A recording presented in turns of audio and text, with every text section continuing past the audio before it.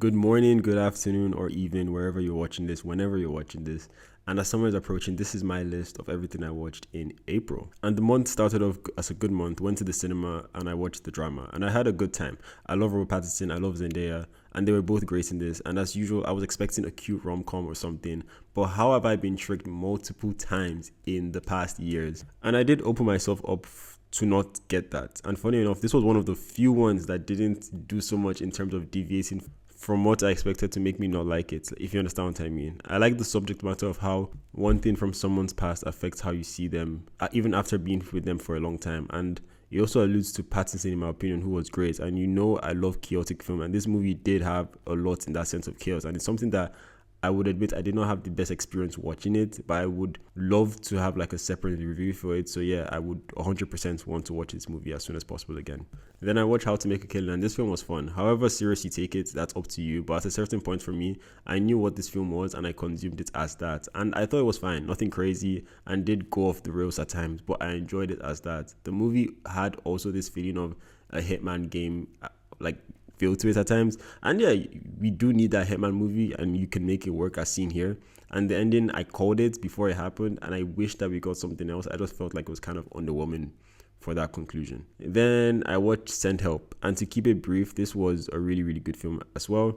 The last 20 minutes is when we see Sam Raimi at his best. This was a Sam Raimi film. It is a Sam Raimi film, but the last 20 minutes is it's peak Sam Raimi. And I love how towards that period, you just see two bad people fighting, and it gives you this conflict of who do I root for in that sense. And Rachel McAdams did a really good job to show this lady being pushed to the edge in that sense. I wasn't really a fan of the movie at the start. It did feel a bit cheap and low budget, but cheap in the sense of the way the actors were acting. It didn't feel real. It didn't feel like I was watching real people going against. I mean, it's a movie at the end of the day, but that's the problem. It felt like I was watching people act, and it was the easy stuff. It was them being in the office. It just felt too comical in my opinion. I wasn't really a massive fan of that. It's crazy because you have really, really good actors on screen, but the movie was fine overall. And then I watched the two Ready or Not films, and I really enjoyed the original. Like, I can't sit out here and point out something I did not like about this movie. Maybe like really, really minor stuff.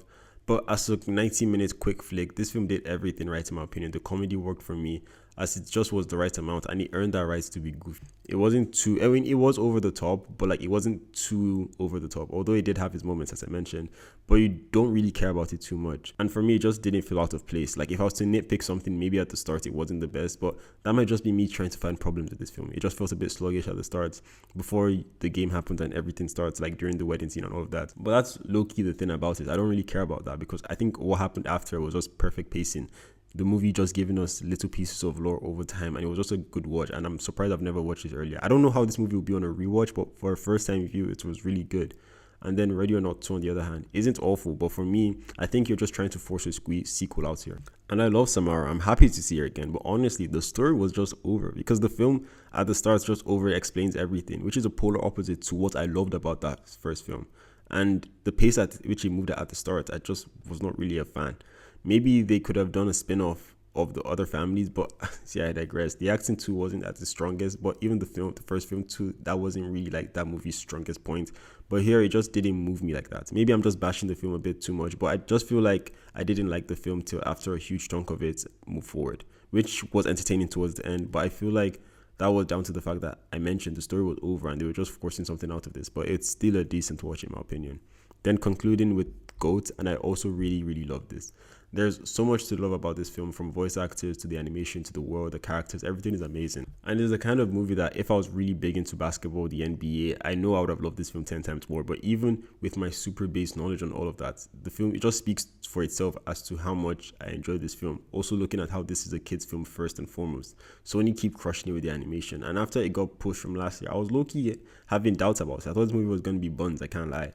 But I will stay towards the end. The movie was trying to do too much when it really did not have to, with the whole selling the team thing. Like, I understand it's trying to add this sense of uncertainty and doubt within the characters, but I feel like the film was just doing fine before that. And I feel like they could have played maybe into Jet syndrome to drive that point forward or gave her like an injury. I know they did the latter with giving her an injury, but I feel like maybe they could have played more into that rather than bringing up this entirely new plot point. And I feel like at that point the film just kind of lost me. But for me, this film is still like an 8 out of 10 for me. It's still a really, really good watch. And then for TV, I've been watching the same 3 shows that every other nerd has been watching this month. Starting with Invincible. It was decent, alright start and strong ending, but there were just things and moments that I didn't fully align with. Obviously, the Hell episode for one. Also, wasn't the biggest fan of the Titan episode, but it was one of those few times that we actually saw Mark unhinged, so I did enjoy that aspect of it. Throg obviously was a great addition as a big bad. And I am excited to see where this season builds up to. As I mentioned in my video, it was a good change of pace to set up things for the future. And at the same time, it's not halting its own story too much. And you do need episodes, you do need season that the story can build on. But they managed to do that here. And I think that they got it right to an extent, but just go watch my video on that. Then Daredevil Born Again, my least favorite out of the 3. But this is a better season than season 1, but that's my problem. I don't know why season 1 had to not be good, because it messed up my whole perception of the show. There were aspects that I do like Matt questioning his morality for the 10 billionth time, which is always nice to see. Fisk not really having to do much from memory, and favorite so far has been Poindexter and Karen. I also like the episode with Foggy, but honestly I think I have to rewatch this season because I'm watching everything as it comes because of the other 2 shows and how different they are from Daredevil in terms of the adrenaline junkie entertainment that those 2 shows are. Because at the end of the day, Daredevil is a slower show, and although I always watch Daredevil first, I still think those 2 always overcrowded for me. And Disney, I cannot lie, it's nice having all these 3 shows at the same period, but you guys probably messed up by releasing it here, especially on a Wednesday. It's the same day. But I digress. Maybe I'll talk about it in a review, but we'll see. And finally, The Boys TV show. My favorite TV show of all time. Call me whatever you want because of that statement. But I wanted to do a halfway point video for this, but I'm not really going to do that. And I want to just drop my full thoughts in a big review. And I'll just say what I have to say here. And episode 1 and 2 are such good episodes, and it's such an amazing way to start the season. And those first 2 episodes are so good that I have to admit they did slow down in episode 4 and 5, that it did hurt my excitement a bit. And also the fact that I even forgot what happened in episode 3, which was also a decent episode looking back at it. I just want to say I appreciate what this show is doing, and realistically 3 hours should be enough to end the story. That's Endgame length, and a movie has to do way less than Avengers Endgame had to do.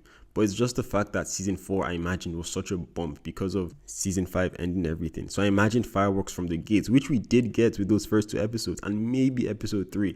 But the fact that we did slow down back to back to back, it's just a bit disappointing. And that's not even me trashing the quality of the episodes. I think episode 5 is one of the best episodes of The Boys, period. And I feel like it does a really good character study for the other characters of the 7. And it also kind of progresses the story forward, but I don't know. At the end of the day, I'm not hating those episodes. I feel like if that episode 5 came out in season 4, people would love it way more than it did. But I think it's just the fact that I still enjoy every episode. I still think everything is great, and I don't want to talk too much because I know I will dissect every episode, and I want to save that for my final review. But let's just bring back fireworks for episode 6 to 8. But yeah, that's everything I watched in April. Let me know what you had watched this month, and hopefully I see you next time for the next video. Peace.